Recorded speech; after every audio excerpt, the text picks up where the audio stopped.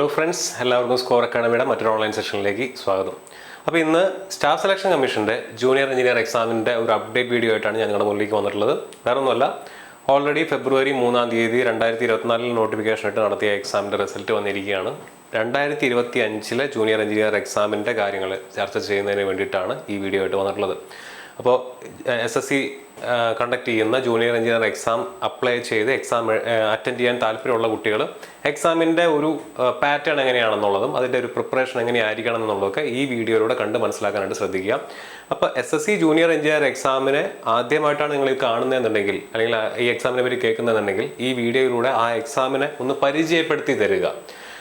എന്നിട്ട് എന്ത് ചെയ്യുക, വരാനിരിക്കുന്ന ജൂനിയർ എഞ്ചിനീയർ എക്സാമിന് പ്രിപ്പയർ ചെയ്ത് നിങ്ങൾ എന്ത് ചെയ്യുക, എക്സാം ക്വാളിഫൈ ആവാനായിട്ട് ശ്രമിക്കുക. അപ്പോൾ ഈ വീഡിയോയിൽ നമ്മൾ പ്രധാനമായിട്ടും ഡിസ്കസ് ചെയ്യാനായിട്ട് പോകുന്നത് കഴിഞ്ഞ 2024 ഞാനിപ്പോൾ പറഞ്ഞ ഫെബ്രുവരി 2025 റിസൾട്ട് വന്ന 2024 നോട്ടിഫിക്കേഷൻ ഇട്ട ജൂനിയർ എഞ്ചിനീയർ എക്സാമിൻ്റെ പ്രധാനപ്പെട്ട നാൾ വഴികളിലൂടെ ഉള്ള യാത്രയാണ് നമ്മൾ ഈ വീഡിയോയിലൂടെ ഉദ്ദേശിക്കുന്നത്. അപ്പോൾ ആ എക്സാമിൻ്റെ ഇമ്പോർട്ടൻ്റ് ആയിട്ടുള്ള ഡേറ്റുകൾ നമ്മൾ ഡിസ്കസ് ചെയ്യും. അതായത് നോട്ടിഫിക്കേഷൻ ഇട്ടത് എന്നാണ്, അപ്ലിക്കേഷൻ വിൻഡോ എന്ന് സ്റ്റാർട്ട് ചെയ്തു, എന്ന് ക്ലോസ് ചെയ്തു, ഒന്നാമത്തെ ടയർ എപ്പോൾ വന്നു, രണ്ടാമത്തെ ടയർ എപ്പോൾ വന്നു, റിസൾട്ട് എപ്പോൾ വന്നു, തുടങ്ങിയ കാര്യങ്ങളൊക്കെ നമ്മൾ അവിടെ നോക്കും. അതിനുശേഷം ആർക്കൊക്കെയാണ് ജൂനിയർ എഞ്ചിനീയർ എക്സാം 2024 അപ്ലൈ ചെയ്യാൻ പറ്റിയത് എന്നുള്ളത് നമ്മൾ നോക്കും.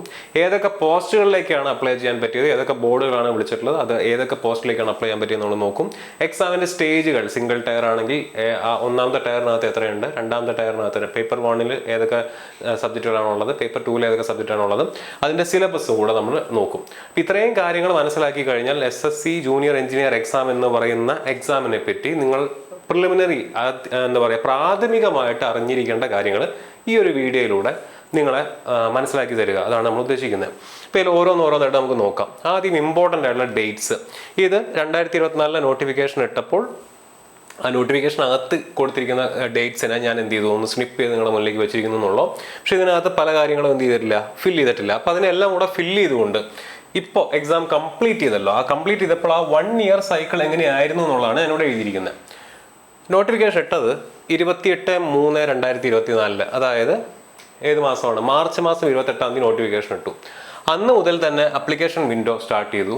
അപ്ലിക്കേഷൻ വിൻഡോ ക്ലോസ് ചെയ്തത് ഏപ്രിൽ 18 എന്ന് പറഞ്ഞാൽ ഏകദേശം 20 ദിവസത്തോളമാണ് നിങ്ങളുടെ അപ്ലിക്കേഷൻ വിൻഡോ ഓപ്പൺ ആയിട്ടിരിക്കുക. നോട്ടിഫിക്കേഷൻ ഇടുന്ന അന്ന് മുതൽ 20 ദിവസത്തേക്ക് അപ്രോക്സിമേറ്റ്ലി നിങ്ങളുടെ അപ്ലിക്കേഷൻ വിൻഡോ എന്തായിരിക്കും, ഓപ്പൺ ആയിട്ടിരിക്കും.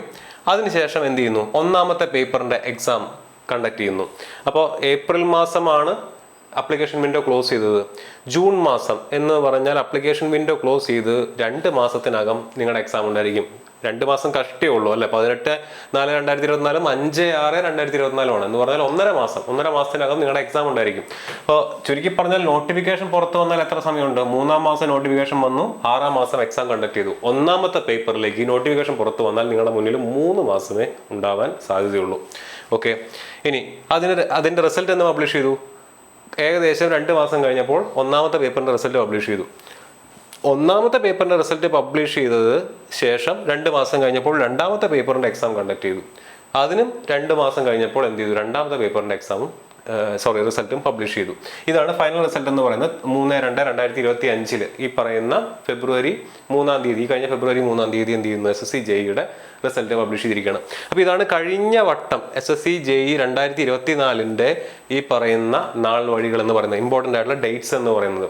അപ്പോൾ ഒരു വർഷം കൊണ്ട് ആ സൈക്കിൾ കംപ്ലീറ്റ് ചെയ്തു. പേപ്പർ 1, പേപ്പർ 2, അപ്ലിക്കേഷൻ വിൻഡോ അല്ലെ, അതിൻ്റെ മെഡിക്കൽ വെരിഫിക്കേഷൻ തുടങ്ങിയ എല്ലാ കാര്യങ്ങളും നമ്മൾ എന്ത് ചെയ്യാണ്, ഈ ഒറ്റ വർഷം കൊണ്ട് കംപ്ലീറ്റ് ചെയ്ത് നിങ്ങളെ ഫൈനൽ റിസൾട്ടിലേക്ക് എത്തിക്കുന്ന ഒരു പ്രോസസ്സാണ് ജൂനിയർ എഞ്ചിനീയർ എക്സാമിനകത്ത് ഉള്ളത്.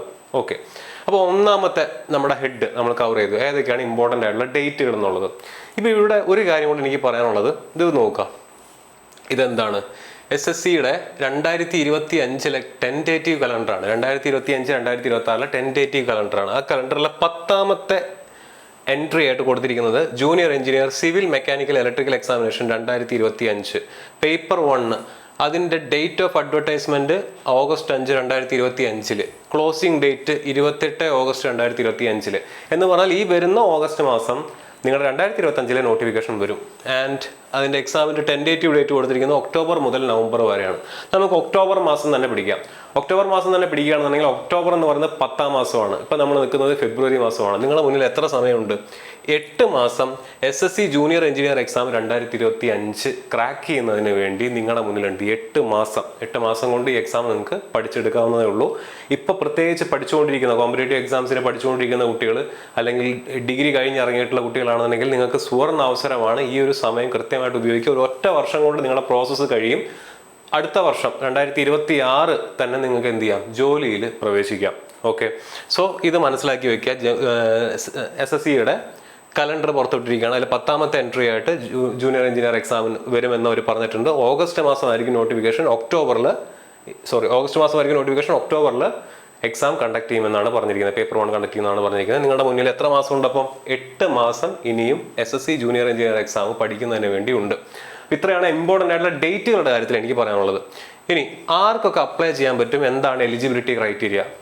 ആർക്കൊക്കെ അപ്ലൈ ചെയ്യാൻ പറ്റും? അപ്പോൾ എലിജിബിലിറ്റി ക്രൈറ്റീരിയ അത് ഏത് എക്സാം ആയിക്കോട്ടെ. നമ്മളിപ്പോൾ RRBയുടെ നമ്മുടെ വീഡിയോസ് കണ്ടിട്ടുള്ള കുട്ടികൾക്ക് അറിയാം. നമ്മൾ 3 സ്റ്റാൻഡേർഡ് തന്നെയാണ് പറയുന്നത്. ആ 3 സ്റ്റാൻഡേർഡ് തന്നെയാണ് ഇവിടെ ഉള്ളത്. ഏതൊക്കെയാണത്? 1 പ്രായപരിധി, 2 നിങ്ങളുടെ വിദ്യാഭ്യാസ യോഗ്യത, 3 നിങ്ങളുടെ മെഡിക്കൽ എലിജിബിലിറ്റി. ഈ 3 ക്രൈറ്റീരിയനെ അടിസ്ഥാനപ്പെടുത്തിക്കൊണ്ടാണ് നിങ്ങൾക്ക് അപ്ലൈ ചെയ്യാൻ പറ്റുമോ ഇല്ലയോ എന്നുള്ളത് തീരുമാനിക്കുന്നത്. അപ്പോൾ ഇതിനകത്ത് കഴിഞ്ഞ വട്ടത്തെ നോട്ടിഫിക്കേഷൻ എടുത്ത് നോക്കിക്കഴിഞ്ഞാൽ 9 ബോർഡുകളിലേക്കായിട്ടാണ് എക്സാം വിളിച്ചിട്ടുള്ളത്. 9 ബോർഡുകളിലേക്ക്. ഇതിൽ അപ്ലൈ ചെയ്യാൻ പറ്റുന്ന ക്വാളിഫിക്കേഷൻ ഉള്ള ആളുകളുടെ ക്വാളിഫിക്കേഷൻ ഞാൻ ഇവിടെ എഴുതിയിട്ടുണ്ട്, ഏജും ഇവിടെ എഴുതിയിട്ടുണ്ട്. ഒരു board central public works department CPWD ഈ ഡിപ്പാർട്ട്മെന്റ് ഒഴിച്ച് ബാക്കി ഒരു ബോർഡിലും അല്ലെങ്കിൽ ബാക്കി എല്ലാവരുടെയും 30 ഇയർ ആണ് ജനറലിന്റെ അപ്പർ ഏജ് ലിമിറ്റ് എന്ന് പറയുന്നത്. ഇവിടെ മാത്രമാണ് 32 ഇയർ അപ്പർ ഏജ് ലിമിറ്റ് വരുന്നത്. പൊതുവെ SSC ജൂനിയർ എഞ്ചിനീയർ എക്സാമിന്റെ അപ്പർ ഏജ് ലിമിറ്റ് എന്ന് പറയുന്നത് എത്രയാണ്? 30 ആണ്. ഇവിടെ മാത്രം എത്രയാണ്? 32 ആണ്. ഇതിനകത്ത് റിലാക്സേഷൻ വരുന്നത് എത്രയാണ്? 5 വർഷമാണ് SC/ST സ്റ്റുഡൻസിന് റിലാക്സേഷൻ വരുന്നത്. OBC-കാർക്ക് 3 ഇയർ റിലാക്സേഷൻ ഉണ്ട്. എന്ന് പറഞ്ഞാൽ 30 എന്നുള്ളത് 33 ആയിരിക്കും ആർക്ക് വരുന്നത്? OBC-കാർക്ക് വരുന്നത്. 35 ആയിരിക്കും ആർക്ക് വരുന്നത്? SC/ST സ്റ്റുഡൻസിന് വരുന്നത്. എക്സെപ്റ്റ് ഈ 4ാമത്തെ entry central public works department, ഇത് അപ് ടു 32 ഇയേഴ്സ് ആണ് ഈ എക്സാമിന് അപ്ലൈ ചെയ്യാൻ പറ്റുന്നത്. അപ്പോൾ ഇവിടെ പൊതുവെ എഴുതിയിരിക്കുന്നത് എന്താണ്? സിവിൽ ഇലക്ട്രിക്കൽ മെക്കാനിക്കൽ ക്വാളിഫിക്കേഷൻ ഉള്ള ആളുകൾക്ക് എഴുതാൻ പറ്റുന്നതാണ്. ഈ സിവിൽ ഇലക്ട്രിക്കൽ മെക്കാനിക്കൽ ക്വാളിഫിക്കേഷൻ എന്ന് പറഞ്ഞാൽ അവിടെ എന്താണ് ഉദ്ദേശിക്കുന്നത്? BTech ആണോ? ബാച്ചലർ ഓഫ് എഞ്ചിനീയറിംഗ് ആണോ? ഡിപ്ലോമയാണോ? അല്ലേ? അപ്പോൾ അതിൻ്റെ സംശയത്തിന് ഇതാണ് അവർ കൊടുത്തിരിക്കുന്നത്. Degree in civil electrical mechanical engineering from a recognised university or institute. അപ്പോൾ നിങ്ങൾക്ക് BTech-ഓ ബാച്ചലർ ഓഫ് എഞ്ചിനീയറിംഗോ ഉണ്ടായാൽ മതി. എന്തിൽ? സിവിലിലോ ഇലക്ട്രിക്കലിലോ മെക്കാനിക്കലിലോ. 1ാമത്തെ പോയിന്റ്. 2 3 year diploma. ശ്രദ്ധിച്ച് കേൾക്കണം, 3 ഇയർ ഡിപ്ലോമയാണ്, 2 ഇയർ ഡിപ്ലോമ അല്ല. 3 ഇയർ ഡിപ്ലോമ വേണം. എന്തിനകത്ത്? സിവിലിലോ ഇലക്ട്രിക്കലിലോ മെക്കാനിക്കലിലോ ഉണ്ടെന്നുണ്ടെങ്കിൽ നിങ്ങൾക്ക് എന്ത് ചെയ്യാം? ഈ എക്സാമിന് അപ്ലൈ ചെയ്യാം. From a recognised university, institute or board. 3ാമത് എന്താണ്? 2 years of working experience in planning, execution and maintenance of civil, electrical and mechanical engineering works. ഇതൊക്കെ ഓറാണ്. ഈ പറഞ്ഞ എന്തെങ്കിലും ഉണ്ടെങ്കിൽ നിങ്ങൾക്ക് എന്ത് ചെയ്യാൻ പറ്റും? ഈ എക്സാമിന് അപ്ലൈ ചെയ്യാനായിട്ട് പറ്റുന്നതായിരിക്കും. ഓക്കെ, ഇനി അത് ഇതിനകത്ത് അവർ കൊടുത്തിട്ടുണ്ട്. എഡ്യൂക്കേഷണൽ ക്വാളിഫിക്കേഷൻ എന്ന് പറഞ്ഞാൽ ഡിപ്ലോമ ഉള്ളവർക്ക് പറ്റും, ബാച്ചലർ ഓഫ് എഞ്ചിനീയറിംഗിന് പറ്റും, BTech-കാർക്ക് പറ്റും, AMIE-ക്ക് പറ്റും, BSc-കാർക്ക് പറ്റും, BSc ഇൻ എഞ്ചിനീയറിംഗിന് പറ്റും. ഇനി അതിനകത്ത് സബ്സ്ട്രീം ആയിട്ട് കൊടുത്തിരിക്കുന്നത് ഏതൊക്കെയാണ്? സിവിൽ, ഇലക്ട്രിക്കൽ, മെക്കാനിക്കൽ, ഓട്ടോമൊബൈൽ എഞ്ചിനീയറിംഗുകാർക്കും ഈ എക്സാമിനകത്ത് അപ്ലൈ ചെയ്യാൻ പറ്റും. ഇത് 2024 നോട്ടിഫിക്കേഷൻ ഇട്ട 9 ബോർഡുകളിലേക്കുള്ള എലിജിബിലിറ്റി ക്രൈറ്റീരിയയിൽ ക്വാളിഫിക്കേഷൻ ആയിട്ട് അവർ കൊടുത്തിട്ടുള്ള കാര്യമാണ് ഞാൻ പറയുന്നത്. ഇത്തവണ നോട്ടിഫിക്കേഷൻ വരണം. നോട്ടിഫിക്കേഷൻ വന്നാൽ നമുക്ക് ഡീറ്റെയിൽ ആയിട്ട് ഇതിനെപ്പറ്റി വീഡിയോ ചെയ്യാവുന്നതാണ്. ഓക്കെ, ഇത്രയാണ് 2024 നോട്ടിഫിക്കേഷനകത്ത് അവർ ക്വാളിഫിക്കേഷനെ പറ്റിയിട്ട് പറഞ്ഞിട്ടുള്ളത്. ഏജിനെ പറ്റി പറഞ്ഞിട്ടുള്ളത് ഓൾറെഡി ഞാൻ പറഞ്ഞു. 30 ആണ് അപ്പർ ഏജ് ലിമിറ്റ് പറഞ്ഞിരിക്കുന്നത്. 32 ഒരു പോസ്റ്റിന് മാത്രമാണ് കൊടുത്തിട്ടുള്ളത്. 5 വർഷമാണ് SC/ST-കാരുടെ ഏജ് റിലാക്സേഷൻ, 3 വർഷമാണ് OBC-കാരുടെ ഏജ് റിലാക്സേഷൻ എന്ന് പറയുന്നത്. ഓക്കെ, ഇനി എക്സാമിന്റെ സ്റ്റേജുകളെ പറ്റി പറഞ്ഞിരിക്കുന്നത് നോക്കാം. പേപ്പർ 1, പേപ്പർ 2 എന്നിങ്ങനെ 2 നമ്മൾ ഓൾറെഡി ഇമ്പോർട്ടൻറ്റ് ഡേറ്റ് പറഞ്ഞപ്പോൾ ഞാൻ പറഞ്ഞിട്ടുണ്ടായിരുന്നു. പേപ്പർ 1 അതുപോലെ തന്നെ 2 പേപ്പർ ഉണ്ട്, പേപ്പർ 2 ഉണ്ടെന്ന് പറഞ്ഞിട്ടുണ്ടായിരുന്നു. അതിൽ പേപ്പർ 1 എന്ന് പറയുന്നത് രണ്ടും എന്താണ്? കമ്പ്യൂട്ടർ ബേസ്ഡ് എക്സാമിനേഷൻ ആണ്. CBE രണ്ടും കമ്പ്യൂട്ടർ ബേസ്ഡ് എക്സാമിനേഷൻ ആണ്. പേപ്പർ 1-ൽ നോൺ ടെക്നിക്കൽ പാർട്ട് വരുന്നത് 100 മാർക്കിനാണ്. അതായത് പേപ്പർ 1-ന്റെ ടോട്ടൽ മാർക്ക് നോക്കുക. പേപ്പർ 1-ന്റെ ടോട്ടൽ മാർക്ക് എന്ന് പറയുന്നത് 200 ആണ്. ഈ 200-ൽ ഈ 100 മാർക്ക് 100 മാർക്ക് എന്താണ്? നോൺ ടെക്നിക്കലാണ് വരുന്നത്. ഇത് വളരെ ഇമ്പോർട്ടൻ്റ് ആണ്. കാരണം നിങ്ങൾ ബിടെക് അല്ലെങ്കിൽ ടെക്നിക്കൽ പഠിക്കുന്ന കുട്ടികളെ സംബന്ധിച്ചിടത്തോളം നോൺ ടെക്നിക്കൽ പാർട്ട് വെയിറ്റേജ് ഉള്ള ഒരു പേപ്പറാണ് ഏത് പേപ്പർ 1 എന്ന് പറയുന്നത്. ആൻഡ് അതിൽ ജനറൽ ഇൻ്റലിജൻസ് ആൻഡ് റീസണിങ് ഒരു പക്ഷേ നിങ്ങൾ ടെക്നിക്കൽ ബാക്ക്ഗ്രൗണ്ട് ഉള്ളവരായതുകൊണ്ട് തന്നെ നിങ്ങൾക്ക് എന്ത് ചെയ്യാൻ പറ്റും, കുറച്ചുകൂടി ഈസി ആയിട്ട് ഹാൻഡിൽ ചെയ്യാൻ പറ്റും. പക്ഷേ ഏത് പാർട്ടാണ് അതിൽ ഏറ്റവും ബുദ്ധിമുട്ടായിട്ട് വരുന്നത്? General awareness. ജനറൽ അവയർനെസ് എന്ന് പറയുന്ന ഭാഗം ഞാൻ എൻ്റെ സിലബസ് കാണിച്ചു തരാം. ഇതാണ് ജനറൽ അവയർനെസ്സിൻ്റെ സിലബസ് ആയിട്ട് കൊടുത്തിരിക്കുന്നത്. ജനറൽ അവയർനെസ് എന്ന് പറഞ്ഞ ഭാഗം നോക്കാം. Questions will be aimed at testing the candidates general awareness of the environment around him and its application to society. എന്ന് പറഞ്ഞാൽ എന്താണ്? കറണ്ട് അഫെയറിനെ പറ്റിയിട്ടാണ് പറയുന്നത്. ബേസിക്കലി ആനുകാലിക വിഷയങ്ങളിൽ ഉള്ള നിങ്ങളുടെ പരിജ്ഞാനം എത്രത്തോളം ഉണ്ട് എന്നുള്ളത് ഈ പറഞ്ഞ ക്വസ്റ്റ്യനിൽ ചെക്ക് ചെയ്യും.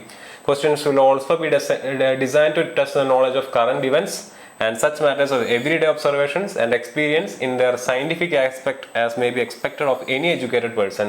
The test will also include questions relating into India and its neighboring countries, especially pertaining to history, culture, geography, economic scene, general polity and scientific research, etc. ഈ പറഞ്ഞ വിഷയങ്ങളിലെല്ലാം ചോദ്യങ്ങൾ വരും. എത്ര മാർക്കിന് ചോദിക്കുന്ന പറഞ്ഞിരിക്കുന്നത്? 50 മാർക്കിന് ജനറൽ അവയർനെസ് എന്ന് പറയുന്ന ഭാഗത്തു നിന്ന് ചോദ്യങ്ങൾ ഉണ്ടായിരിക്കും. 50 മാർക്ക്. സോ ഇത് വളരെ ഒരു എന്താ പറയുന്നത്, നിങ്ങളുടെ മാർക്ക് നിശ്ചയിക്കുന്ന, റാങ്ക് നിശ്ചയിക്കുന്ന നിർണായകമായിട്ടുള്ള 2 വിഷയങ്ങളാണ്. ബാക്കിയുള്ളത് ടെക്നിക്കൽ സബ്ജക്റ്റുകളാണ്. ടെക്നിക്കൽ സബ്ജക്റ്റുകൾക്ക് ഓൾമോസ്റ്റ് ഈ പറയുന്ന കോമ്പറ്റേറ്റീവ് എക്സാമിന് പഠിക്കുന്ന എല്ലാ കുട്ടികളെ സംബന്ധിച്ചിടത്തോളം ലെവൽ പ്ലേ ഒരുപോലെയാണ്. നിങ്ങൾക്കൊരു എക്സ്ട്രാ എഡ്ജ് കിട്ടുന്നത് ആർക്കും അത്ര കണ്ട് ധാരണയില്ലാത്ത, അല്ലെങ്കിൽ അവരെന്ത് ചെയ്യണം, ജനറൽ PSCയോ മറ്റ് ഈ പറഞ്ഞ പോലെ ജനറൽ SSC എക്സാംസോ ജനറൽ RRB എക്സാംസോ, അതായത് നമ്മുടെ ഈ പറയുന്ന NTPC പോലുള്ള എക്സാമോ CGL പോലുള്ള എക്സാമോ കേരള PSC കണ്ടക്ട് ചെയ്യുന്ന ഡിഗ്രി ലെവൽ പ്രിലിമിനറി എക്സാമോ പഠിക്കുന്ന കുട്ടികളല്ലാത്തടത്തോളം ഇവർക്ക് ജനറൽ അവയർനെസ് എന്ന് പറയുന്ന വിഷയം എന്തുണ്ടായിരിക്കില്ല, നിങ്ങൾക്ക് അത്ര വലിയ എഡ്ജ് ഉള്ളൊരു വിഷയമായിരിക്കില്ല. സോ ഈ 2 വിഷയങ്ങളും കൂടെ ഫോക്കസ് ചെയ്ത് പഠിക്കാനായിട്ട് ശ്രദ്ധിക്കുക. ഓക്കെ, അപ്പോൾ ഞാൻ നേരത്തെ പറഞ്ഞ പോലെ ഓഗസ്റ്റ് മാസത്തിലായിരിക്കും ഈ എക്സാമിൻ്റെ നോട്ടിഫിക്കേഷൻ.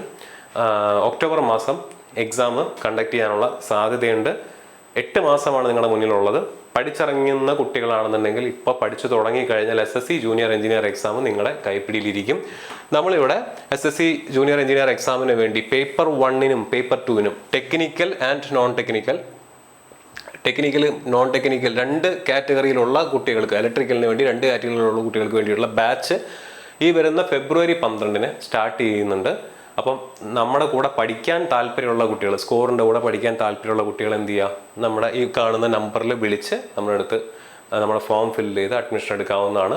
ജൂനിയർ എഞ്ചിനീയർ എക്സാമിൻ്റെ SSC കണ്ടക്ട് ചെയ്യുന്ന ജൂനിയർ എഞ്ചിനീയർ എക്സാമിൻ്റെ ടെക്നിക്കൽ ആൻഡ് നോൺ ടെക്നിക്കൽ 2 പേപ്പറിൻ്റെയും കോഴ്സുകൾ നമ്മുടെ കയ്യിലുണ്ട്. പേപ്പർ 1ൻ്റെയും പേപ്പർ 2ൻ്റെയും കോഴ്സുകൾ നമ്മുടെ കയ്യിലുണ്ട്. ഈ വരുന്ന ഫെബ്രുവരി 12 നമ്മൾ കോഴ്സ് ലോഞ്ച് ചെയ്യാനായിട്ട് ഉദ്ദേശിക്കുന്നത്. നമ്മുടെ കൂടെ പഠിക്കാൻ താല്പര്യമുള്ളവർ എന്ത് ചെയ്യുക, നമ്മുടെ കൂടെ കോഴ്സ് ലോഞ്ച് ചെയ്യുക. നമുക്ക് അടുത്തൊരു വീഡിയോയിൽ വീണ്ടും കാണാം.